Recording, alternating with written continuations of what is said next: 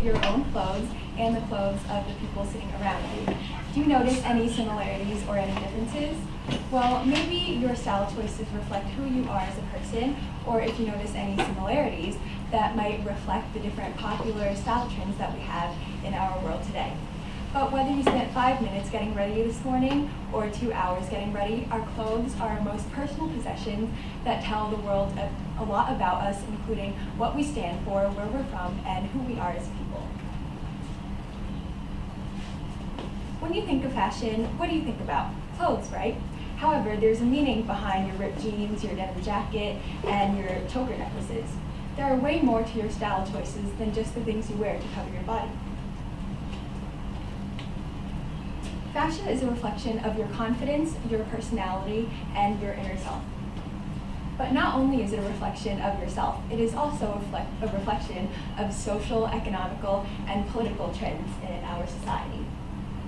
Different cuts and colors of clothing define history and can reflect the issues faced by different groups of people during different periods of time.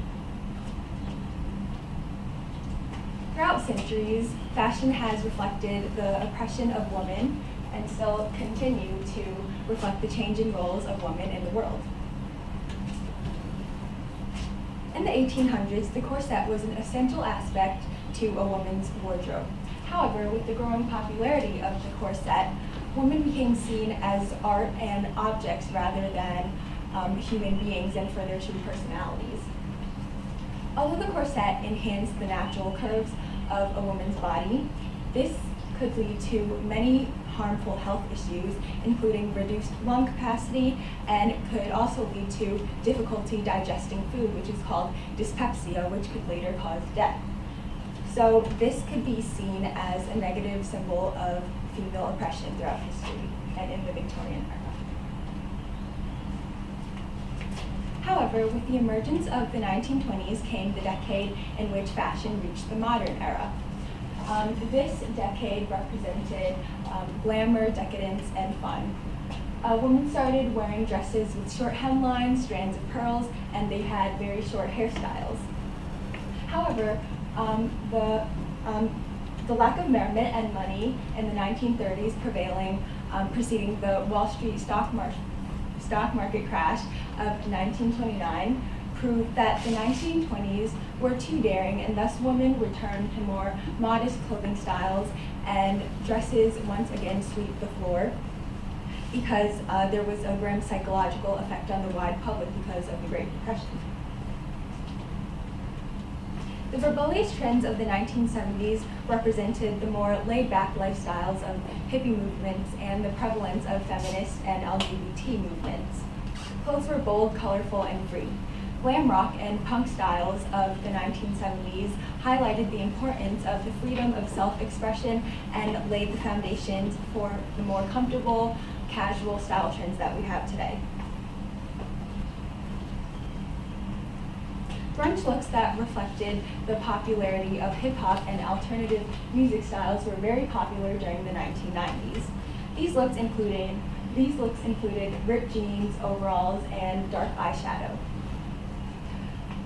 You might have noticed that these trends are starting to return in our society today. According to Robert Gibbon, a Pulitzer Prize-winning journalist, the growing population of millennials in influential positions today results in the circulation of 90s-styled clothing in our society. The dominance of millennials today in social media industries and fashion companies results in the bring back of these style trends along with nostalgia for the childhood. This brings back the idea that fashion is a reflection of the social changes in our society. Clothes are not just pieces of cloth used to cover our body. Enclothed cognition is a psychological process where wearing certain clothes cause us to embody the clothing and the meaning of the clothing. Clothes change how we think and feel. A study published by professors at the Northwestern University shows that research subjects who wore white lab coats did way better on a Stroop color test as compared to those who did not wear white lab coats. Those who wore lab coats made half as many errors as compared to those who didn't. And this is because they associated the lab coat with a position of authority, since doctors or scientists usually wear lab coats. And therefore they had acquired heightened attention. Therefore, wearing clothes that we feel confident and powerful in affect our mental capacities and often drive us to work more ethically and more harder in the workplace. When we put on a piece of clothing, our cognitive processes are affected, and we cannot help but embody some of the styles associated with the clothes, and that causes us to adopt the characteristics associated with the piece of clothing. As our style choices define many things about us and affect our worth ethic and overall confidence levels, it is important that we are allowed to wear what we think define who we are. Therefore, dress codes in schools should not be regulated as strictly, because this leads to reduced confidence levels, according to Maggie Sunseri, and could also lead to a negative impact on a student's sense of self-esteem. Although not the only factor that makes us more confident, wearing presentable, comfortable clothes boosts our mood, which could lead to success. To conclude, fashion matters in our world today because it is a reflection of our inner personality, our creativity, and as well as a nation's development. Fashion reflects the history of various regions around the world, as well as the different issues and obstacles faced by different people during different periods of time.